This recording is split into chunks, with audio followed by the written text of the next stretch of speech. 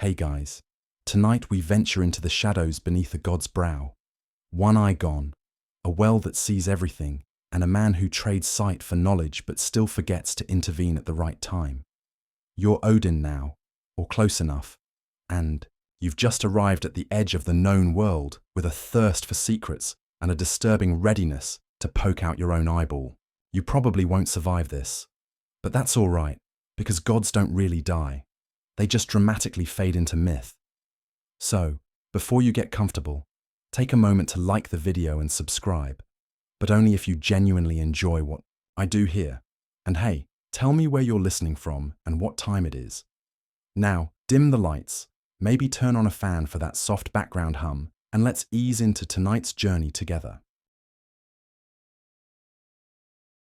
You stand alone by the roots of Yggdrasil, the world tree that creaks like ancient floorboards and smells faintly of time itself. The bark is older than mountains. The wind tastes of ash and memory. Beneath its great tangled roots lies Mimir's well, glowing faintly like a forgotten lantern under moss. You're Odin, Allfather, wanderer, vaguely threatening king of Asgard. And you've come here not to drink, but to bargain. Mimir waits for you, if waiting is the right word. He's not what you expect. The stories don't mention how his beard holds twigs like a nest, or how his eyes don't blink but twitch, like he's watching something behind your head. He speaks only when he has to. And what he has to say is this: one eye.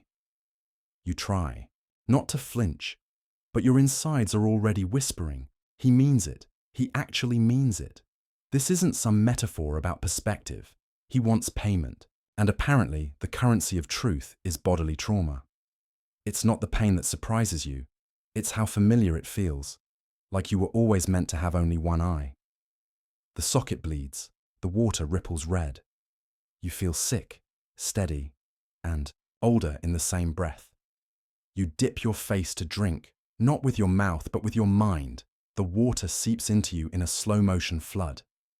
At first, it's images, wars not yet fought, lovers not yet betrayed. Then it's concepts, like the feeling of infinity trying to squeeze into a skull. The well isn't full of water, it's full of memory, and you're drowning in it. You come out gasping, eye gone, vision doubled, and somehow, smaller than before. The well doesn't comfort. It doesn't reward. It simply is, and now part of you belongs to it. Historians still argue whether this myth reflects a literal sacrifice or a symbolic initiation into shamanic consciousness, which is academic speak for nobody really knows if Odin actually plucked his eye or just got metaphorically woke. Either way, your depth perception is ruined. You stagger back. Mimir doesn't say thank you. He just nods, like a barista who's finally handed over your extra complicated order. You've paid. Now you're allowed to see. But here's the thing they never tell you. Knowing everything. It's exhausting. You're now acutely aware of the tectonic grudge a mountain holds against a river. You hear every prayer whispered at night by farmers who've never even heard your name. You learn that spiders dream and that some trees hate each other. There's also a quirky tidbit you discover. Ancient Norse warriors sometimes carried truth stones carved with runes to help them make decisions in battle. Did they work? Possibly. Probably not. But now, as you cradle your new wisdom, you suddenly feel like a giant version of one of those stones, heavy, cryptic, and frequently misunderstood. With your eye still weeping, you begin the climb back to Asgard. Each step you take echoes through the 9 realms. The air shifts. Somewhere, a raven looks up.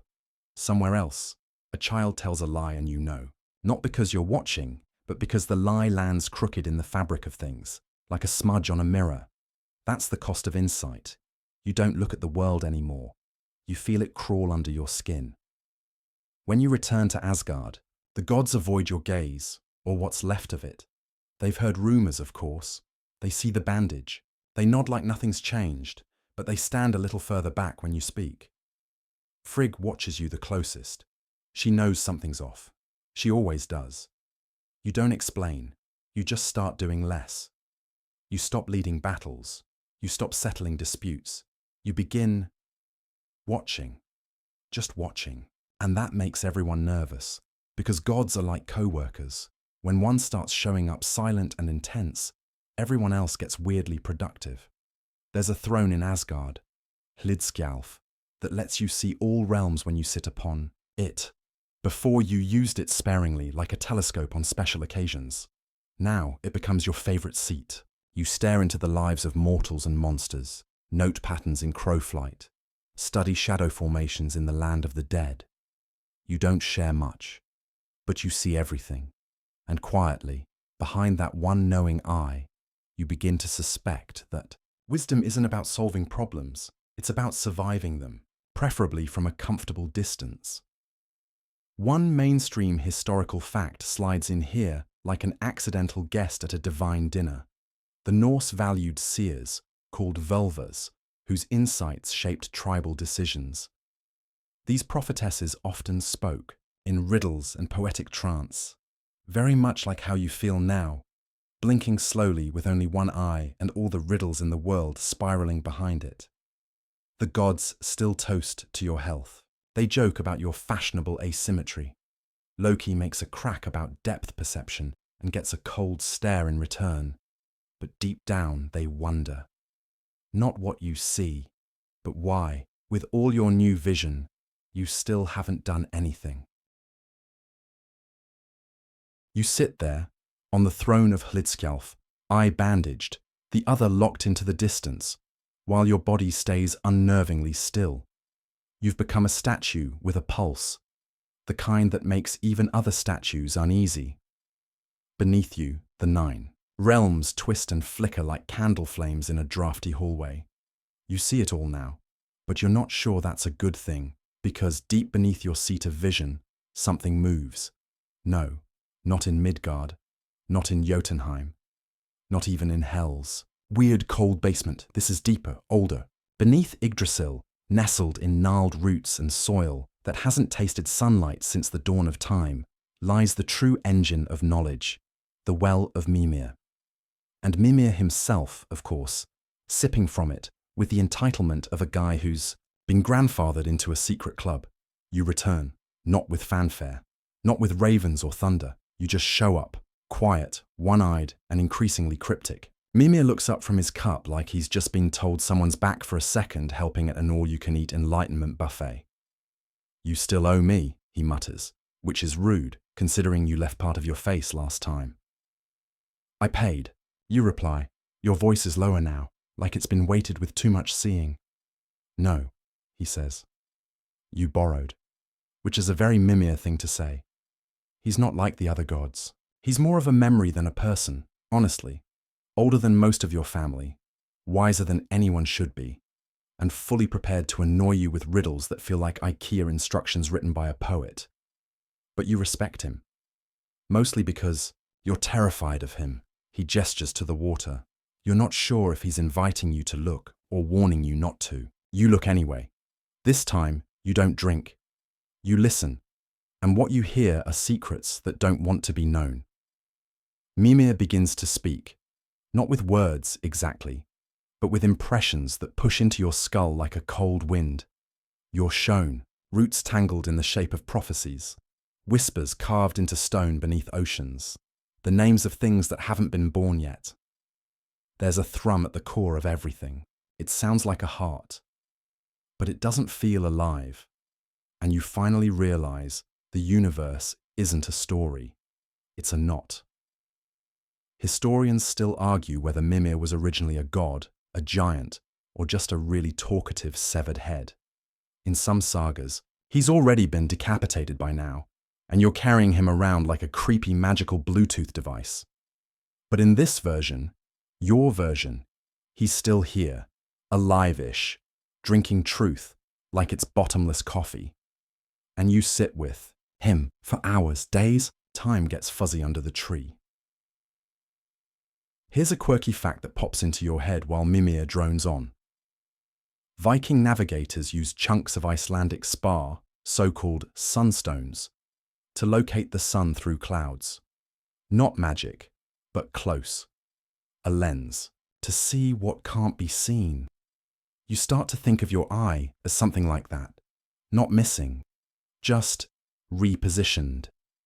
In the water, you glimpse an image, your eye still whole, glowing faintly at the bottom of the well, watching from below. It hasn't stopped working. It's just got a better vantage point now. There's a line in one of the old Eddas, half remembered, about how no one can lie in the presence of Mimir's well. Not because the water punishes them, but because it knows. You feel that now. The way it brushes your thoughts, peels back each plan, each half-truth you've told even yourself. You flinch. Mimir laughs, a dry leaf rustle of a sound. Careful, Allfather. Some truths bite. You leave again. But something's changed. The vision doesn't turn off. You don't even try anymore. It's not about seeing battles or weather, or what Thor is throwing at whom today. It's about feeling the vibrations of intention. You've tuned into the metaphysical Wi-Fi of the cosmos, and now everything pings you. You walk through Asgard like a ghost. The golden halls echo behind. You, Heimdall nods as you pass the Bifrost, though he squints. He's not sure if you're still you. Frigg watches you from a balcony, knitting something abstract and cosmic looking. She doesn't ask what you learned. She knows better than to touch. A mind that's been dipped in the deep end. You say nothing because you've started to realize talking changes things. And now you're collecting silence. Down in Midgard, someone carves your face into a tree. No temples, no ceremonies, just a crude one-eyed shape and a whispered wish for clarity. You hear it, even from here. It vibrates through your spine. You're becoming more than a god. You're becoming a concept. The other gods still throw feasts, still bicker, still wrestle. You attend, smile, sip mead you no longer enjoy, and drift away mid-conversation like fog on a warm morning. Because every time you close your eye, or rather, the place it used to be, you hear Mimir. And he's still whispering. Sometimes it's riddles. Sometimes it's your own name. You try not to think about that too much.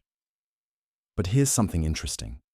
Down beneath Yggdrasil, entwined in roots, too old for language, are things even you can't see. That doesn't show them. Mimir doesn't name them, but you feel them watching back. And maybe that's what wisdom really is. Not knowing more, but knowing what not to touch. You return to Hlidskjalf, sit on your throne, and scan the worlds again. This time, everything looks a little darker. Or maybe it's just you. You sit very still on Hlidskjalf, the high seat. It's carved from pale wood that hums slightly under your fingers, as though the tree it came from still remembers the wind. From here, you see everything. Not in that vague, metaphorical, powerful, executive overview kind of way. No, you actually see everything. All 9 realms, and yet you're watching with half a face. Your missing eye doesn't hurt anymore. That's almost worse. It just stares back at you from your memory, round and wet and disturbingly calm as it drifted down into Mimir's well. Now, it feels like your mind has 2 viewports. One in your skull, the other floating in cold myth water below the world. Tree, you can't unsee things anymore. That's the real curse. Mortals scream and make art to describe epiphanies. You sip tea and sigh, already 3 conclusions past everyone else. A man in Midgard tries to deceive his lover. You feel it before. He even opens his mouth. A dragon coils deeper into a cave, unaware its bones are counting down to prophecy. In Vanaheim, a child offers a prayer to you, not even knowing your name, just that someone out there must be watching, and you are, just not doing much about it. This, of course, drives people nuts. The gods, for starters, are becoming slightly terrified. You've shifted from stern dad to existential shadow that may or may not blink. It's amazing what a difference a missing eye and a habit of long pauses will do to a reputation. Even your ravens, Huginn and Muninn, are more talkative than you now. They perch on your shoulders daily, updating you with news from the realms like feathered newscasters. Huginn, the thinker, tells you what people are plotting. Muninn, the rememberer, whispers what they've already done. Together, they fill your silence with commentary, loud, judgmental commentary. They're growing restless, Huginn says one morning. His beak is slick from a battlefield breakfast. They think you've stopped leading. I remember when you used to swing a sword, Muninn chimes in. Now you just swing thoughts. You ignore them. Not because they're wrong, but because they're irritatingly right. Historians still argue whether Huginn and Muninn were real mythic figures, or just poetic representations of Odin's mental faculties, his thought and memory given wings. But from where you're sitting, they're alarmingly literal, have opinions about everything, and may have once eaten part of a frost giant. You've noticed a pattern. Every time you take action, the gods follow like dice rolling down a tilted table. So now you've decided to try something radical: stillness. Let the chaos flow around you and learn what it does when left alone. Spoiler: it doesn't go well. Here's a quirky tidbit. In ancient Norse households, people used to place small carved figures called godposts in corners to observe and protect. They were typically one-eyed and vaguely ominous. You now feel like one of those statues, watching, not blinking, everyone walking on tiptoes around you like they're scared you'll come to life. They're not wrong. In Asgard, the gods are losing patience. Thor asks if you're okay, loudly, repeatedly, then offers to fix your eye with lightning, which you politely decline. Loki, meanwhile, just makes sarcastic jokes about you joining the furniture. The all-seater, he calls you. You let him talk. Because even Loki's chaos can be useful when aimed in the right direction. And you're learning to aim with silence. Sometimes watching changes the outcome more than shouting ever could. You begin to experiment. In Alfheim, a clan of elves is about to erupt into civil war. You do absolutely nothing. Days pass, tension rises. Then, miraculously, they broke a peace over mushroom wine and an impromptu poetry duel. No divine interference necessary. You start making notes. In Midgard, a petty king prepares to execute a rival. You let it happen. Not because it's right, but because you need to see what follows. Turns out, the rival's son becomes a peacemaker 20 years later. If you'd intervened, the son would never have had a reason to soften. It's uncomfortable. It's also brilliant. The other gods don't get it. They crave action, drama, epic declarations and thunderous edicts. You, on the other hand, are quietly. Becoming the god of chess matches no one knows are happening, but you don't miss that moment, after every death, every betrayal, every celebration, when your name is whispered in both blame and thanks. Odin must have seen this. Odin allowed it. Odin planned it. You didn't. Mostly, but you let it happen. You start to wonder, is that worse?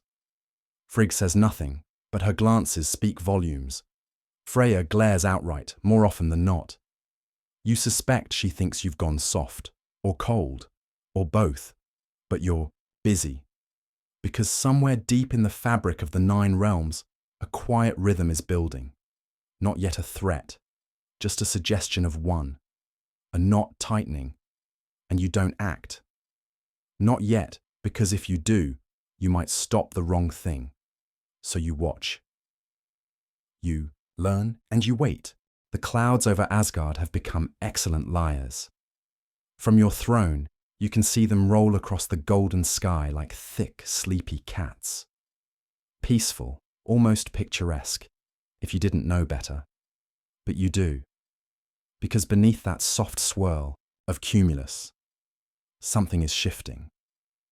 Not in the sky, not in the air, in people. Gods don't usually change. That's their whole thing. Static archetypes with big personalities and zero personal growth. But lately, they've been watching you too much, reading into your silence like it's a puzzle, a message, a threat. You didn't say they were wrong. One night, Thor storms into the council chamber, literally, lightning trailing behind him like glitter at a chaos convention. You're just going to sit there while the giants build up their forces. They've doubled their raiding bands. I counted. You nod. You nodded. That's your answer. To be fair, he's not wrong. The giants have been more active, trading iron, gathering strange plants from the edges of Muspelheim, even mapping underground caverns in Niflheim. It smells like preparation, and not the picnic kind. But the thing is, you already knew. You saw it in the pattern of animal migrations, weeks ago. You felt it in the way storm clouds avoided certain mountain ranges. You heard it in Muninn's nervous flapping. Still, you do nothing. Historians still argue whether Odin was truly passive during the rise of the Jotun threat, or if he secretly manipulated both sides. Some think you engineered small conflicts to prevent larger ones. Others think you just got tired. But that's missing the point.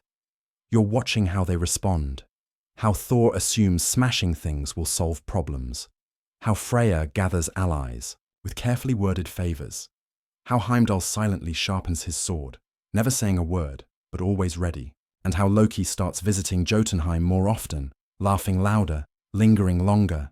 That's the one that catches your other eye, the one in the well. Loki has always played the edges, slipped between truths like an eel in a leaky bucket, but now there's something off. He's not just mocking, he's planting, whispering into cracks in the foundations of Asgard, watching which ones widen. You don't confront him. Yet. Because a confrontation would give him a shape, a narrative. Right now, he's undefined, ambiguous, and that's when Loki is most dangerous, but also most useful. Meanwhile, the other gods are plotting without you. They hold hushed councils in corners of Valhalla. You hear their voices echo in the halls, thick with worry and wine. They say he sees everything, whispers Tyr. But does he do anything? Frigg doesn't answer. She's making a tapestry again, thread pulled tight. Every now and then, you catch her undoing part of the weave and starting over. You wonder if that's her way of praying or arguing. Here's a quirky little fact that seems relevant. Norse women often held the role of seeresses, vulvas, respected for their prophetic visions and strange rituals. They'd sit on high platforms, covered in cloaks of feathers and fur, speaking riddles while chewing on roots or fish skin. Some say they didn't predict the future, they chose from its possibilities. Sometimes you think Frigg is doing exactly that, in yarn. One night, you leave your seat. No announcement, no flash, just a quiet walk down the Rainbow Bridge, past Heimdall's piercing gaze, into the night air of Midgard. No one follows, or rather, they try. But you shake them with the ease of a dream sloughing off memory. You end up in a village that doesn't have a name yet. Just a clearing, some firelight, and a few stubborn humans trying to bake flatbread without burning down their huts. You sit near the edge, watching. One of them offers you food. You take it. You don't speak. And somehow, they don't ask questions. Later, the village shaman, an old woman with one milky eye, sits beside you. You've lost something, she says without looking. You nod. So have we. And then she hums, a soft, arrhythmic tune like wind through wet leaves. It reminds you of something ancient and almost gone. You see everything? She asks. Almost. Then what do you miss? That catches you, because no one's asked that in a long time. Not what you know, but what slips by. What's blurry, at the edges of godhood. You don't answer her. You don't know how. You return to Asgard the next morning.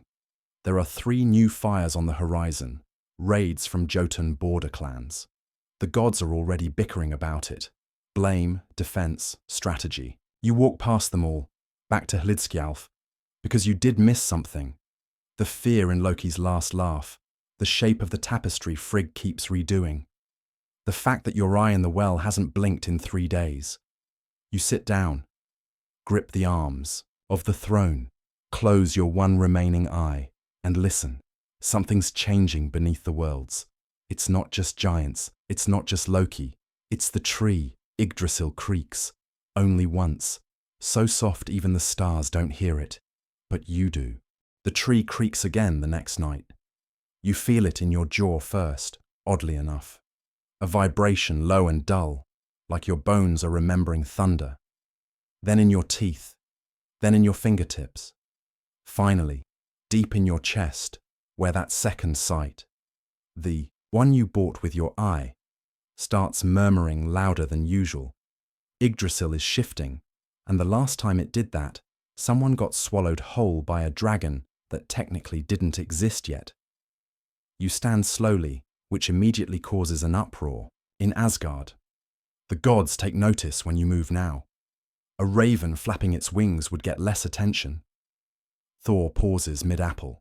Heimdall raises a single eyebrow, which is the Asgardian equivalent of full-blown panic. Loki smiles too quickly. No one asks where you're going. That's how far you've slipped into myth. You're no longer expected to explain yourself, just to ominously be. You descend past the glittering halls, past the laughter and the noise, to where the roots of the world tree breathe. You can't see them exactly, not with your good eye, but your other one is watching. Always. Historians still argue whether Yggdrasil was a literal ash tree, a symbolic axis mundi, or just a poetic representation of some early cosmological diagram. The truth is less comfortable. It's alive, inconveniently, moody, and currently grumbling. A root twitches. Not much. Just a slight adjustment, like someone flexing a sore joint after centuries of stillness. You place your hand on the bark. It's warm, too warm, like it's thinking, or dreaming, or remembering, and you hear a word. Just one, in a language that no longer exists, a name that predates gods. You forget it immediately. That's how you know. It mattered. You stagger back dizzy. Muninn lands on your shoulder. It's happening, he says, too softly. What is? You ask. Huginn answers from behind. That's the thing about prophecies. The closer you get to them, the vaguer everyone becomes. They're always about something big, something inevitable, something possibly on fire, but the details are on a need-to-know basis, and apparently you don't. You return to the high seat. Your vision blurs for a moment, then snaps into focus, and you see a strange pattern forming. Small fires in Vanaheim, missing children in Alfheim, dead birds in Jotunheim, strung up in spirals, like warnings no one understands. And in Midgard, a mortal woman painting circles on a cave wall, circles that resemble your eye. You blink. You don't even remember blinking before. The throne does that to you, holds your breath, blurs your edges, but this time, you feel it.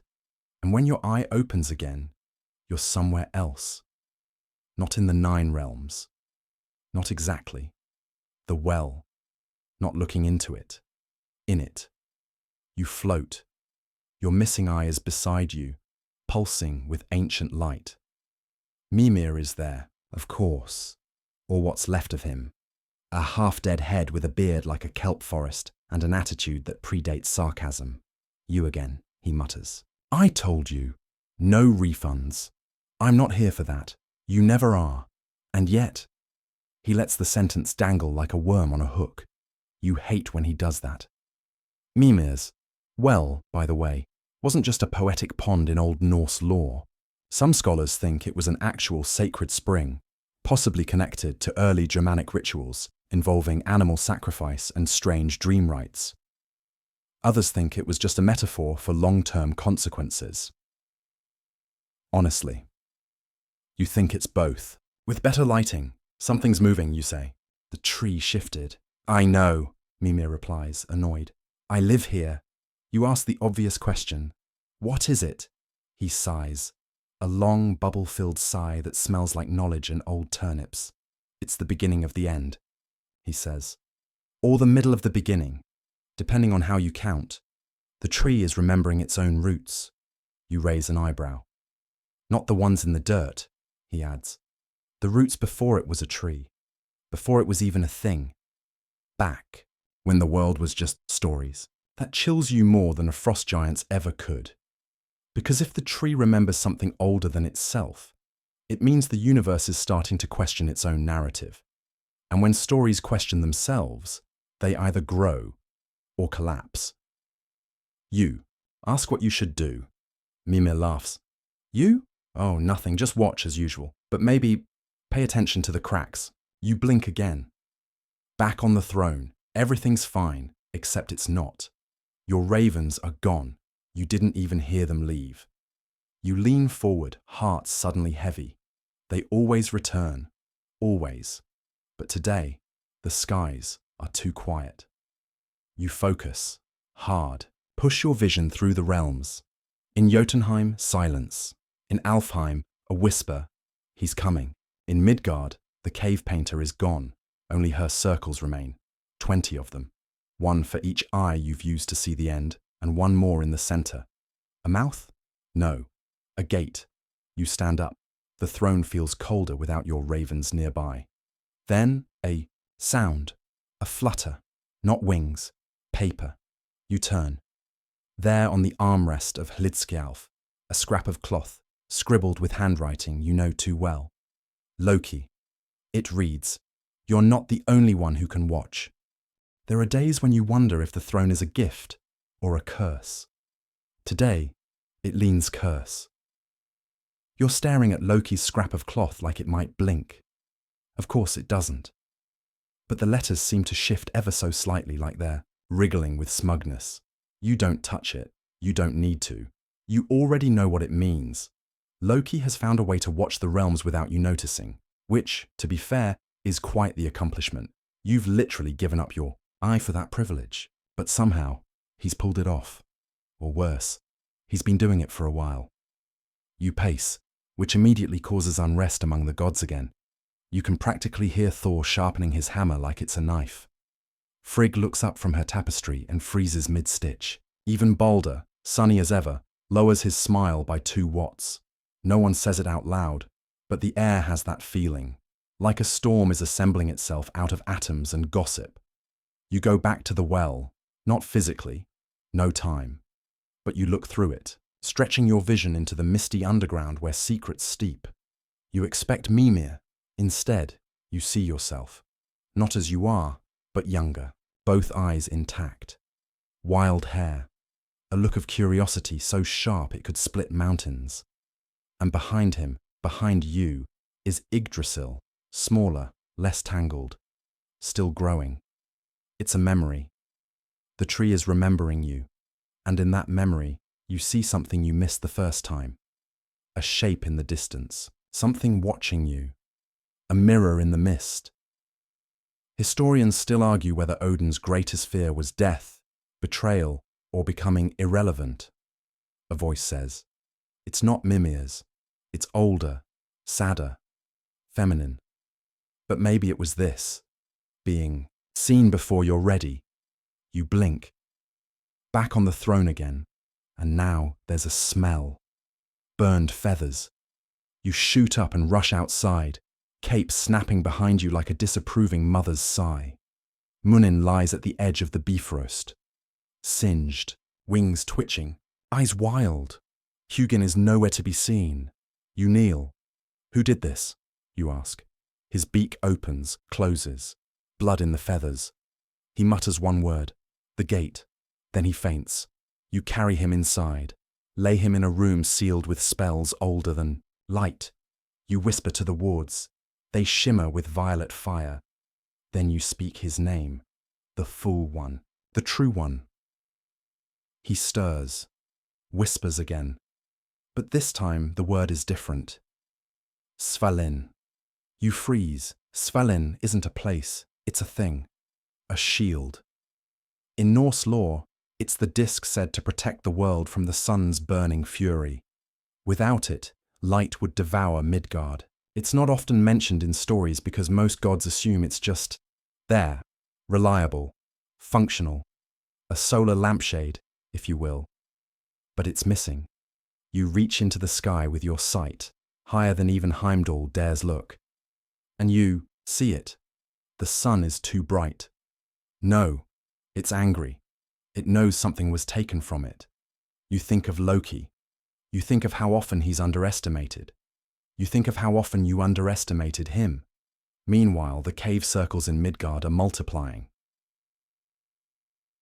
Whole, cliff faces now, paintings spreading like ivy, all with that central mouth. And at their center, eyes. Dozens of them, blue, green, amber, one painted entirely in ash and blood, black as death, one that looks disturbingly like you're missing one. You summon Thor. He arrives mid-roar. I know, he says. The sky's too hot, the clouds are melting, Freya's hair started glowing, even Heimdall's sweating, and he's basically a statue. You show him the burned raven. He grows serious. You say one word, Svalin. He flinches. That's not possible, he mutters. No one even knows where it is. No one used to, you reply. He grips Mjolnir. Should I smash something? You sigh. Eventually. But not yet. Here's a fringe tidbit for your trouble. There's a little-known legend that Svalin wasn't just a shield, but a being, a creature tasked with holding back solar fire. Some say it was tricked into sleep. Others think it got bored and wandered off. You have a worse suspicion. You think someone freed it, and now the sun wants revenge. You gather the Aesir. Not for war, not yet, for answers. But even as you speak, you can feel something pressing against your temples, like an idea trying to be born, the gods murmur. Freya wonders aloud whether the Vanir are involved. Idun clutches her apples tighter. Balder tries to joke, at least we'll all have great tans, but no one laughs. Then a low rumble echoes across the sky. Not thunder. Laughter. Loki's voice, and it's coming from below. You look down through the realms, beneath Niflheim, beneath even hell. Somewhere between space and nothing. A door, and it's open. You remember Mimir's words. Pay attention to the cracks. This is no longer a crack. It's a wound. The door is older than you, older than the tree, older than the word door. It isn't made of wood or iron. It isn't etched with runes or glowing faintly with protective spells. It just is. A raw, open seam in the fabric of what you once called reality, although reality's wearing thin these days, like an old sock with too many stories shoved inside it. You peer through, and for the first time in longer than you can recall, you don't recognize what you see. It's not a realm, not even a void, it's more like a rejection. A place that decided long ago it wanted nothing to do with gods, giants, men, or the fragile rules that bind them together. Historians still argue whether this gap in the sagas, this strange nothingness, was the original Ginnunga gap, you murmur to yourself, or just a later corruption, a hole left behind after the first lies were told. You feel cold, which is ridiculous, because the sun is still angry above you, heat radiating like a tantrum from the heavens. But this chill, it's deeper, internal, like the frost you coughed up as a child when your father first told you the stories of Ragnarok. You descend. You don't bother with wings or beasts or sleighs of lightning. You simply will yourself downward, past layer after layer of myth, until even your name feels like a hat you left behind at someone else's banquet. At the bottom, the door. It yawns wider as you approach, not like it's opening, like it's hungry.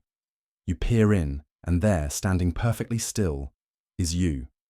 Not the younger version, not a dream, but a copy, a perfect, twitch-free, eye-matching double. He's looking back at you with just a hint of amusement, like he knows what your next thought is going to be. He's right. You think, Loki, and your double smiles. The light shifts. You blink, and it's not you anymore. Now it's him. Not disguised, not transformed, but Loki, in your robes, in your posture, wearing your missing eye like it belongs to him. And in this strange realm, or anti-realm, he can. The implications hit you hard enough to stagger. He hasn't just tricked you, he's rewritten you. He holds out a hand, and in it, Svalin. Not the disc, not the creature, but a stone, small, flat, glowing with the restrained fury of a dying sun. It pulses, and your ravens scream from across the realms. You reach out instinctively, but he closes his fist. The stone disappears. He tilts his head, mouths something.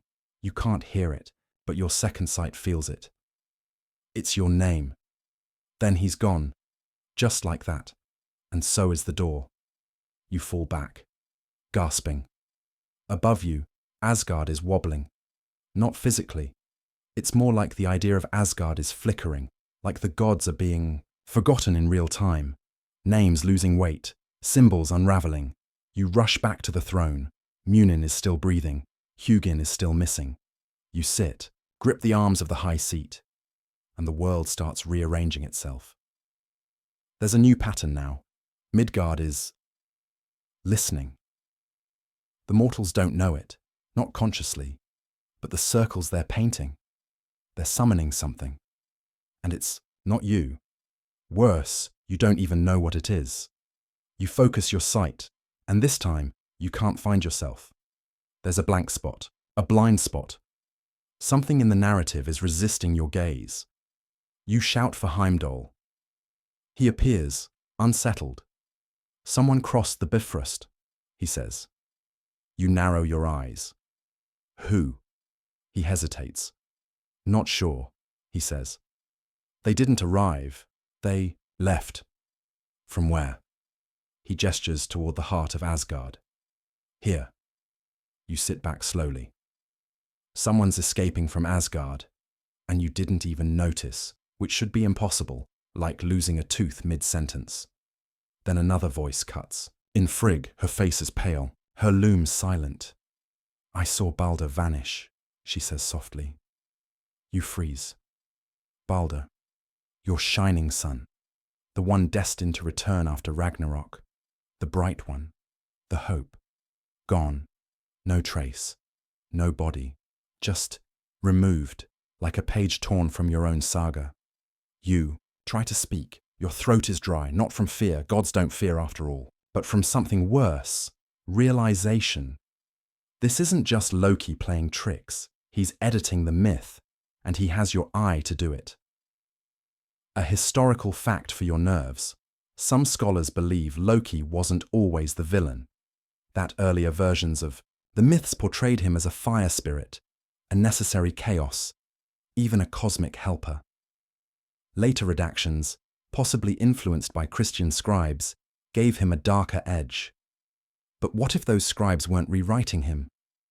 What if he was rewriting them? You press your hand to your remaining eye. It's twitching. Your sight is going wild. Flashes of timelines, possibilities, forgotten paths. One version where Ragnarok never comes. One where it already did. One where you never traded your eye, and nothing sacred ever came to pass. Your name is melting on the map, and in the center of the 9 realms, the tree groans again. Louder this time. Its leaves shimmer, then fade. Color drains from the sky. You know what this means. The story is no longer stable, and Loki is holding the pen. The first thing you do is stop breathing. Not physically, you're a god after all, but spiritually. The way one does when the universe seems to be rewriting its user manual in real time, and you realize you were never given editing privileges, Asgard, is quiet now. Not the peaceful quiet of a resting world. The pregnant kind. Something in the realm has pulled taut, like a thread about to snap. And it's your fault, or Loki's. Honestly, the line between the two of you has always been more ribbon than rope. You pace the golden hallways. Behind you, the Valkyries whisper. Not to you, about you. They're worried. If you don't know what's happening, then who does? You pass a mirror. Your reflection winks at you. Except you didn't wink. You freeze. The mirror version of you. Smiles. Same beard. Same ravens embroidered into your cloak. Same missing eye. But then he raises his right hand. You raise your left. Not a mirror, a double. Gone in the blink of your one good eye. You breathe again, this time, audibly. Okay, you say to no one. Time to cheat. You head for the vault. Not the main one with the swords and silly gold helmets. The deep one, the one even Thor forgets exists. You descend into the cold, where runes are older than grammar, and the walls hum with stories too afraid to be told.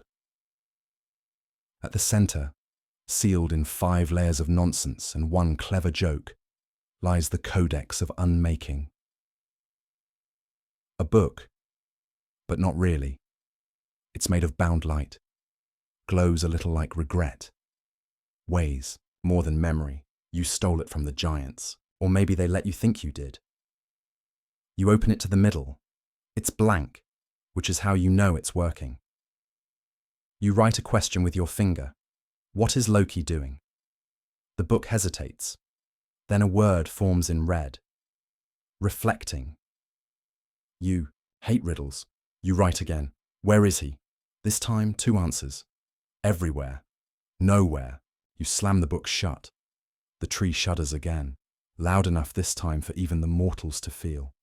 Somewhere in Midgard, an old woman looks up from her knitting and says, "That's not thunder," and goes back to her scarf. Upstairs, Thor is punching the sky. Again. You sigh and call him down. He's sweaty and irritated. The sun keeps moving, he growls. Wrong direction. Clockwise. Anti-clockwise. Counter-sunwise. I don't even know anymore. Where's Mjolnir, you ask. He holds it up. It flickers. You've never seen that before. Mjolnir does not flicker. You both stare at it, then at each other. Something's messing with the fundamental laws, you mutter. Thor shrugs. Is that bad? You blink at him. I mean, we are gods, he adds. Aren't we supposed to mess with laws? You wave him off and retreat into your mind. This calls for the deep files. The things Mimir told you when you were young and stupid enough to ask questions like, what if the stories themselves are conscious? A fringe tidbit comes floating back. Mimir once told you that myth isn't just memory. It's momentum, like a river, diverted enough, and everything downstream changes, including the shape of the river itself. Right now, Loki isn't diverting the river. He's erasing the map. You return to the throne and sit. You call the Norns. They don't come. You call again. Still nothing. You open your eye to the web of fate. And, see, it's not a web anymore. It's a spiral, tighter, turning inward, like a snake eating its own tail. You squint, and there, at the center of the spiral, is your missing eye, floating, watching you. You stand so fast, the throne tips. You shout for Frigg, for Idun, even for Heimdall again. But their voices feel delayed, like echoes from a future that's still making up its mind. Then the sky splits. Not metaphorically, literally, like a bad stage curtain, and what pours through is not sunlight, it's eyes. Thousands, blinking in perfect sync, and behind them, a shape, colossal, impossible, Loki. No, it's you, but not bigger, scarier, made of ravens and riddles, wearing every version of your face that's ever been imagined by poets, liars, and 8-year-olds at Norse-themed birthday parties. A giant, collective idea of Odin. Looking down, on you, it speaks, but the voice is a chorus of all the times your name was said wrong. Othin, Wotan, Woden, Gudanas, then a whisper, imposter, and it starts to descend. You scramble, not out of fear, never that, but because you suddenly understand. Loki isn't stealing your eye, he's using it to summon belief, and the belief isn't about him, it's about you. It's pulling every version of you ever imagined into the same realm, your realm. The myth can't hold this many Odins, and the tree, it's groaning because it knows the root can't support that many crowns.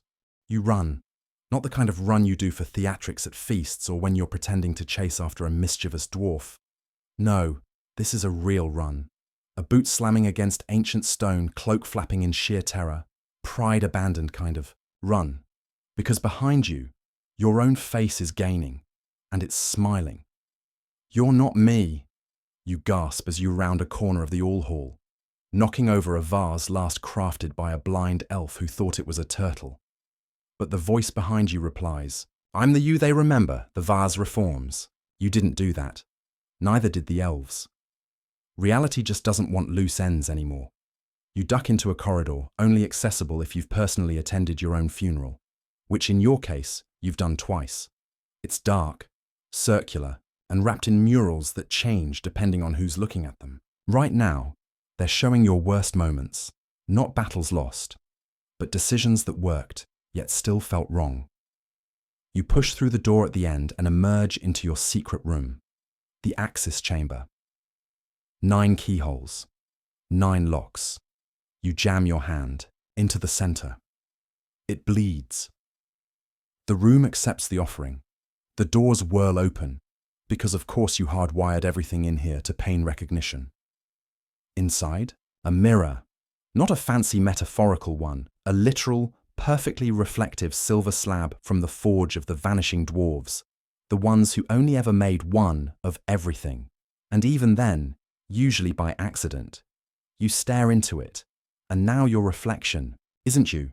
It's Loki, not mocking, not smug. Tired. He's sitting cross-legged, your eyes spinning slowly in his palm. You don't get it, do you? He says without opening his mouth. You answer anyway. I understand just fine. You're rewriting the myth, taking control, becoming what? Me, he sighs, shaking his head. No, I'm finishing it. And that's when it hits you. Loki isn't taking your place. He's resolving the plot. He's trying to end the cycle. The one that spins Ragnarok into rebirth, then back again, like a cursed carousel made of swords and poetic retcons. He tosses the eye once, lets it hover. You gave it up for wisdom, he says. You nod. I'm giving it up for closure. And suddenly, you realize this isn't about you. Not really. It's about the story. A mainstream historical fact glimmers to mind. Norse mythology, as we know it, comes to us largely through Christian scribes, Snorri Sturluson and his ilk, who reshaped oral tales into linear sagas. But Norse time was cyclical, endless. The end was the beginning, again and again. Loki isn't just breaking your story, he's breaking time. You grab the mirror, try to pull yourself through. Instead, he steps out. You stumble back as Loki, the real one, not a reflection. Walks into the Axis chamber, eye glowing like a sun seen underwater. He's not angry, not triumphant, just done. You were never meant to be eternal, he says, looking around. None of us were. We were tales told in winter, fireside metaphors, warnings and hopes. We weren't supposed to become brands. You bristle. I kept the myths alive. He shrugs. So did Marvel. You pause. Fair point. But people still believe in you, you counter. He nods. Because you never let them move on. You snort. And you think this helps? He gestures around. Do you know how many versions of Odin are out there now? The Allfather, the Warfather, the Death God, the Wandering Wizard, the Secret Villain, the weirdly hot anime dad. You wince. That last one has a strong following. You can't control belief, he continues, but you can set it free. Silence stretches between you. Then he says the worst possible thing. Want your eye back? He offers it. You reach. And he pulls it away. Because of course he does. I'll give it to the tree instead, he says. Let Yggdrasil decide who gets to see. You shake your head. That's not how this works. Maybe not, he replies, but it's how it ends. The air vibrates. Your ravens scream, both of them. Huginn is back, but not whole. Something's changed. His wings shimmer like the edge of an unfinished dream. Muninn perches beside him, silent, eyes full of aftermath. And then, from the spiral of the fates, a thread falls. Just one. Silver. Untouched. Unassigned. It floats between you and Loki. Neither of you moves. Because that's the choice, isn't it? Do you write one more ending, or do you let the thread drop? Loki blinks. Your move, old man. You close your eye. And for the first time in all your long, myth-soaked life, you don't know what to do. You sit down hard, the weight of centuries pressing into your single remaining eye. The room seems to pulse in slow rhythm, as if the heartbeat of the cosmos itself is syncing with your own. The eye in Loki's palm glows faintly, a silent challenge, a reminder of everything lost and everything still at stake. You consider the silver thread dangling between you two, glimmering like a sliver of hope or a razor-thin blade. It's the last unclaimed strand of fate, the one that could unravel or reweave the tapestry of the 9 realms. Pull it, Loki says softly, almost like a plea, but you hesitate. You're not just a god.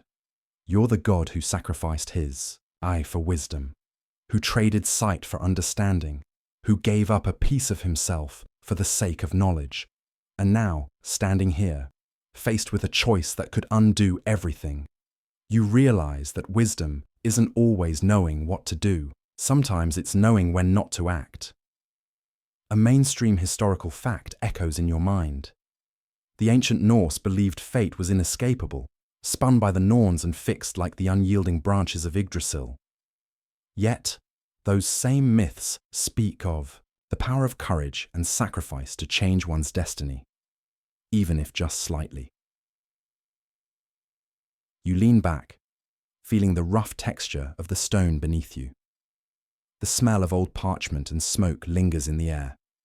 A fringe tidbit surfaces. Some old seers whispered that the Norns were not just passive weavers but could be tricked or bargained with. Historians still argue whether those tales were hopeful lies or hidden truths. Your mind drifts to Baldur's disappearance, Frigg's silent loom, and the unsettling flicker of Mjolnir. The realms are unraveling, stories bleeding into each other like ink smudged on a well-used scroll. Loki's gaze softens. You gave up your eye for a reason, he murmurs. Maybe it's time to see things differently. You reach out, but not for the thread. Instead, you close your eye, the one left.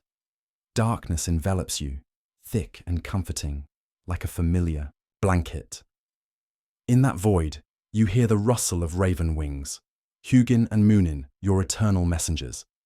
You remember that your ravens don't just bring information, they create it. They embody memory and thought. Without them, knowledge is just noise. Opening your eye again, you look at Loki. Not as an enemy or a rival, but as a necessary part of this chaotic story. Maybe the story isn't just mine, to tell anymore, you say softly. Loki nods, a rare smile touching his lips. Together, you reach for the silver thread. This time, the thread doesn't resist. It glows brighter, wrapping around your fingers like a lifeline. You feel the weight of countless tales, of gods and mortals, of endings and beginnings, converging into this single moment. The spiral of fate unwinds slightly, not erased, but expanded. The realms stabilize, not perfectly, but enough. You glance toward Yggdrasil, its leaves shimmering with renewed life. The missing eye remains with the tree, a silent guardian watching over the balance between sight and insight. You turn to Loki, who shrugs playfully. Guess we're both part of the story now. You laugh, a low, rumbling sound that echoes through the halls, because maybe that's what it means to be a god. Not to control the story, but to live it with all its messiness and wonder. Outside, the ravens take flight, their wings casting, shadows that dance like ancient runes across the walls. And as you watch them soar, you realize that sometimes losing an eye isn't about losing sight. It's about gaining a whole new way to see. The halls of Asgard are quieter now, but not empty. The echoes of your footsteps mingle with whispers of ancient runes and the soft flutter of raven wings, as if the very air carries the weight of what just happened. You move through the corridors with a new kind of awareness, one that doesn't depend on sight alone. You pause by the window carved from the heart of a fallen star. Through it, you glimpse Midgard, that chaotic patchwork of mortals fumbling through time and space, unaware of the cosmic chess game unfolding above them. It's oddly comforting. The mortal realm, with all its unpredictability, still spins on its axis. A mainstream historical fact drifts in your thoughts. The Vikings believed in wyrd, a concept more fluid than fate, a kind of destiny shaped by actions, choices, and even chance. The word itself has no perfect translation, but it's often rendered as becoming or to come to pass. Perhaps that's what you're feeling now, the sense that the story isn't fixed, that it's always becoming. You close your eye, again, the one you kept all these centuries, and listen. The silence between the worlds hums with possibility. A fringe tidbit surfaces. Some old Norse tales speak of Iter, the primordial poison from which all life and chaos spring. It's not just a toxic substance, but a metaphor for the unpredictable, the dangerous, the unknown. Historians still argue whether Iter represents natural forces or moral challenges, but you feel its essence now, coursing through the veins of Yggdrasil and through your own veins.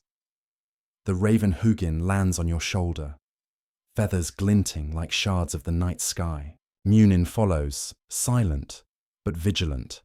They are no longer just messengers. They are companions in this strange new journey. You think about the sacrifice you made, trading an eye for wisdom. The irony isn't lost on you. Now, with one eye lost, and a new kind of vision gained, you're more whole than ever.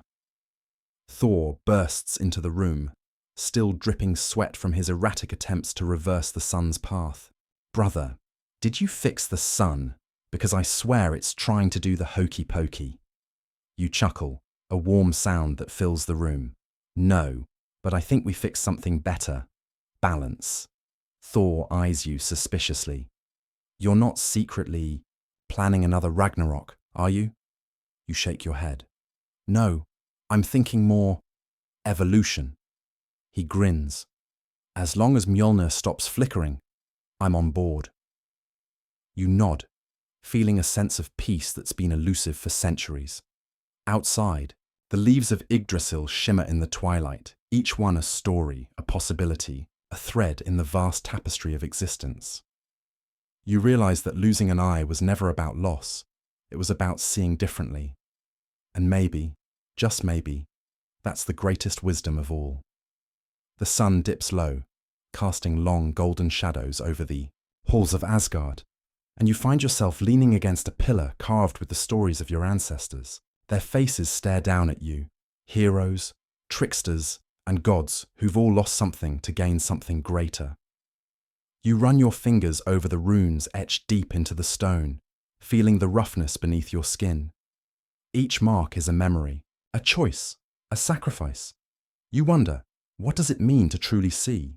The answer isn't in your remaining eye. It's in the spaces between. A mainstream historical fact drifts into your thoughts.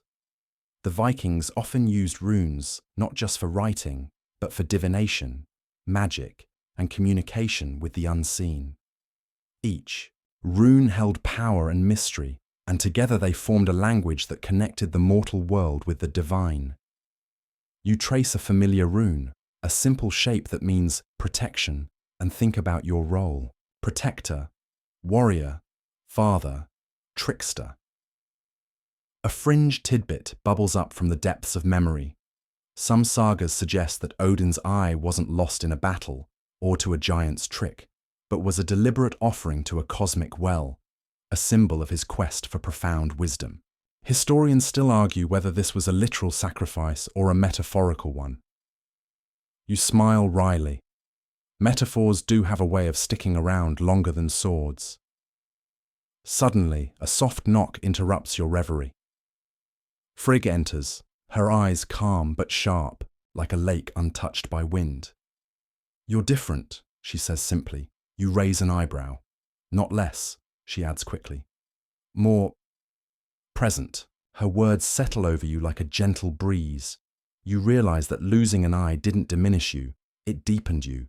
It gave you a new perspective, one that doesn't rely on perfect sight, but on understanding, empathy, and the patience to watch. Stories unfold, sometimes painfully, sometimes beautifully. Outside, the stars begin to twinkle, each one a beacon in the endless night. You remember the old tales that say the stars are the eyes of fallen warriors, watching over the living. Maybe that's why you lost one. To see the stories of those who came before and those yet to come. You look to the sky, feeling the cool night air brush your face. There's a quiet power in acceptance, a quiet power in knowing that some mysteries are meant to remain. Frigg's voice cuts softly through the silence. "Are you ready?" You nod, ready to watch, not to control, not to change, just to watch. Because sometimes, watching without doing much is the hardest wisdom to learn. The evening settles deeper now, and you find yourself wandering the halls with a lightness you haven't felt in ages, like shedding heavy armor after a long battle. The air carries a faint scent of pine and smoke, the subtle reminder of hearth fires burning in distant halls and mortal homes. You step outside onto a balcony carved from ancient oak, polished smooth by centuries of weather and hands alike. Below, the roots of Yggdrasil stretch out, glowing faintly in the moonlight, a living map of realms and destinies intertwined. A mainstream historical fact surfaces. Yggdrasil was said to be the cosmic tree that connected the 9 worlds, its branches, reaching into the heavens and its roots digging into the underworld. The tree was not just a symbol, but a vital part of Norse cosmology, representing life, death, and rebirth. You glance upward, noting how the stars seem to pulse in time with the tree's slow, rhythmic breath. It's as if the cosmos itself is alive, watching. A quirky detail surfaces. Some tales claim that the tree is guarded by a squirrel named Ratatoska, who runs messages and insults between the eagle perched atop and the serpent coiled beneath the roots. Historians still argue whether Ratatoska was a mischievous add-on to the myth or a clever metaphor for communication and conflict. You chuckle softly, imagining the tiny squirrel zipping around, gossiping across the realms. Your attention shifts as a soft breeze brings a faint whisper of voices. Not quite words, more like echoes of old songs sung around long-forgotten fires. You realize it's not just the tree or the cosmos watching, it's the stories themselves, alive and breathing. You sit on the balcony's edge, legs dangling, and let the night wrap around you like a cloak. The loss of your eye, the tangled dance with Loki, the endless threads of fate, they all seem part of a greater narrative that refuses to be pinned down or silenced. A voice in your mind, soft but clear, says, "Sometimes the greatest power lies not in seeing everything, but in knowing which parts to let go." You close your eye, the one that remains, and let the darkness fill you. You feel the pulse of the realms, the ebb and flow of time, the delicate balance between chaos and order. And for the first time in ages, you don't feel the need to control it all. You simply watch and listen and wait. Because you know that some stories, like some stars, are meant to shine long after the storyteller has gone. The dawn creeps in, pale and hesitant, casting soft light over the halls where shadows once ruled supreme. You find yourself standing at the edge of the Well of Mimir, the source of your sacrifice, your wisdom, your lost eye. The water is still, reflecting the rosy blush of morning, and the surface ripples gently as if breathing. You lean closer, peering into the depths where knowledge and mystery mingle like ancient currents. A mainstream historical fact comes to mind. Mimir's well was sacred to the Norse, a place of profound wisdom and insight. Odin's sacrifice of his eye was said to grant him access to its secrets, but the well's depths remained unfathomable, symbolizing that true knowledge always comes at a cost. You dip your hand into the cool water, feeling the chill spread through your veins. A fringe tidbit bubbles up. Some ancient texts suggest Mimir was more than a being guarding a well. He might have been a representation of collective knowledge, passed down and preserved through oral tradition. Historians still argue whether Mimir was an individual deity or a metaphor for the wisdom of ancestors. You think of all you've seen, lost, and gained. The well seems to whisper, echoing voices of those who have drunk from its depths before you.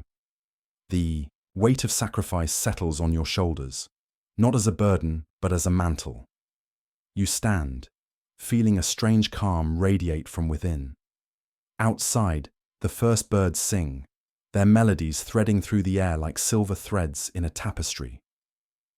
You catch a glimpse of Loki, standing nearby, watching you with something close to respect.